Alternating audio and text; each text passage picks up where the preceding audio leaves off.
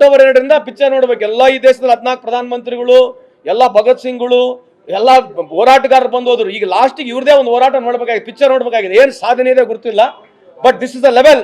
At 74% literacy in this country we have come to this level. ಏನೋ ಗೋಡಾಯ ಮೈದಾನ ಸವಾರ್ಕರ್ ಬೇಡ ಫಕ್ರುದ್ದೀನ್ ಅಂತ ರಂಗಿ ಇವ್ರದ್ದು. ಯಾರಪ್ಪ ಅಂದೇನೋ ಎಲ್ಲ ಮಂದಿ ಜಾತ್ರೆ ಹೊಡೀರಿ, ಪಿಕ್ಚರ್ ನಿಮ್ದೇ ಹೊಡ್ಕೊಂಡು ಹೋಗ್ರಿ. ಎಷ್ಟು ದಿವಸ ಹೊಡ್ಕೊಂಡು ಹೋಗ್ತಾರೆ ಹೊಡ್ಕೊಂಡು ಹೋಗ್ರಿ. ದೇಶ ಹಾಳಾಗೋಗ್ಬೇಕು. ಆಟ ಒಬ್ಬ ಮನುಷ್ಯ ಪಾಪ್ಯುಲರ್ ಇರಬೇಕು. ಒಂದೇ ಒಂದು ಉದ್ದೇಶ, ಒಬ್ಬ ಮನುಷ್ಯ ಪಾಪ್ಯುಲರ್ ಇರಬೇಕು. ಬೇಕಾದಾಗ್ಲಿ ಹಾಳಾಗ್ಲಿ ಹೊಡೀರಿ, ಕುಸ್ತಿ ನಿಮ್ದೇ ಹೊಡೀರಿ, ಜಾತ್ರೆ ಮಾಡ್ರಿ. ಯಾರಪ್ಪ ಅಂದೇನೋ ಎಲ್ಲ ಮಂದಿ ಜಾತ್ರೆ ಅಂತ ನಮ್ಮ ಹಳ್ಳಿಗಳೊಳಗೆ ಹೊಡ್ಕೊಂಡು ಹೋಗ್ರಿ. ಏನಾಗತ್ತೆ ಹೊಡೀರಿ, ಎಲ್ಲ ಕೊಳ್ಳ ಹೊಡೆದು ಹೋಗೈತೆ.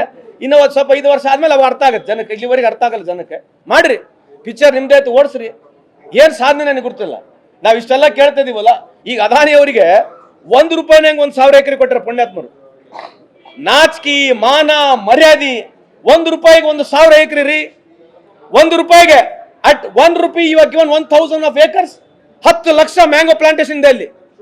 10 ಲಕ್ಷ ಮ್ಯಾಂಗೋ ಪ್ಲಾಂಟೇಶನ್ ಇರ್ತಕ್ಕಂಥದ್ದು ಕೋಲ್ ಮೈನಿಂಗ್ ಕೊಡ್ತಾ ಇದ್ದೀರಿ.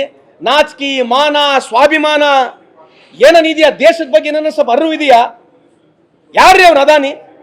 ಏನ್ರಿ ಸಂಬಂಧ ಅವ್ರಿಗೆ ದೇಶಕ್ಕೆ? ಕೋಲ್ ಮೈನಿಂಗ್ ಯಾಕೆ NTPC ಯಾಕೆ ಕೊಡಬಾರ್ದು? ನಮ್ಮ NTPC ಕಂಪ್ನಿ ಇಲ್ವಾ? ನಮ್ದು ಕೋಲ್ ಮೈನಿಂಗ್ ಕೋಲ್ ಇಂಡಿಯಾ ಕಂಪ್ನಿ ಇಲ್ವಾ? ಏನಾಗಿದೆ? ಯಾಕೆ ಗೌರ್ಮೆಂಟ್ ಕಂಪ್ನಿಗಳು ಯಾಕೆ ತಗೋಬಾರ್ದು ಮೈನಿಂಗಿಗೆ? ಯಾಕೆ ಇವ್ರಿಗೆ ಯಾಕೆ ಕೊಡಬೇಕು? ಏನ್ ರೀಸನ್ ಏನು? ಯಾರು ಕೇಳೋರಿಲ್ಲ, ಏನಿಲ್ಲ. ಹೊಡೀರಿ ಪಿಕ್ಚರ್ ನಡೀತೈತೆ, ಓಡಿಸ್ರಿ, ಚಲೋ ಮಜಾ ಆಯ್ತು. ಹೊಡೀರಿ, ಮಜಾ ಮಾಡ್ರಿ. ಮೋದಿ ಸಾಹೇಬ್ರೆ ಹೊಡೀರಿ, ಮಜಾ ಮಾಡ್ರಿ. ಏನಾಗತ್ತೈತೆ ಹೊಡೀರಿ.